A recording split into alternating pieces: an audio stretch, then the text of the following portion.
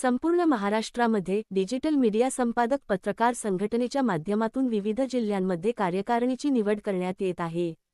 त्याच अनुषंगाने संघटनेचे राज्य अध्यक्ष तसेच संघटनेचे पदाधिकारी यांच्या वतीने हिंगोली शहरातील शासकीय विश्रामगृह येथे दिनांक फेब्रुवारी 11 रोजी दुपारी 2 वाजता बैठक आयोजित करून कार्यकारिणी जाहीर करण्यात आली।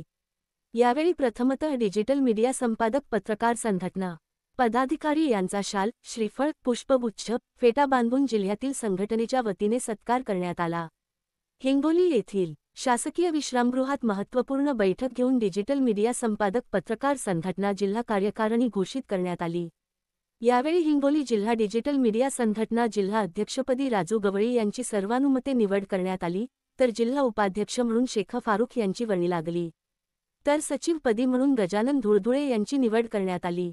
तसेच या जिल्हा कार्यकारिणीच्या माध्यमातून सेनगाव, औंढा, कळमनुरी, वसमत, हिंगोली अशा 5ही तालुक्यात संघटनेची कार्यकारिणी घोषित करण्यात आली।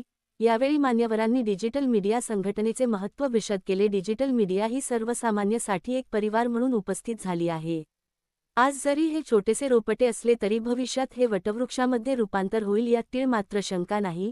यावेळी डिजिटल मीडिया संपादक पत्रकार संघटनेचे संस्थापक अध्यक्ष राजा माने यांनी संघटनेच्या पदाधिकाऱ्यांना मार्गदर्शन केले।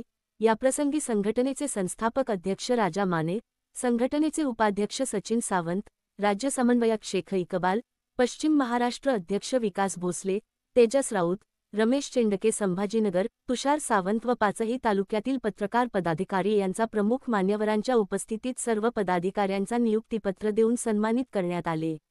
मीडियाला प्राधान्य मिळेल असं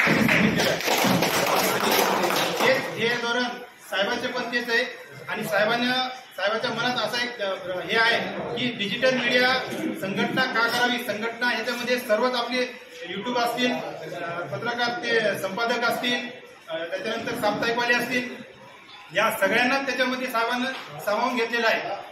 डिजिटल मीडिया संपादक पत्रकार संघटनेमध्ये एवढं मोठं मला स्टेज उपलब्ध करून दिलं ते साहेबांच्या माध्यमातून आणि एवढी मोठी महानुभूती आहे त्यांच्यासोबत आपल्याला काम करण्याची संधी मिळाली आहे। आणि साहेबांचं ध्येय धोरण जे आहे ते पण मला पटलेलं आहे की ही एक संघटना नसून हे एक आपला परिवार आहे आणि या परिवाराला सुखादुःखामध्ये आपण कसं एकमेकांना सहकार्य साथ दिली पाहिजे हे साहेबांचं ते धोरण मला पटलेलं आहे।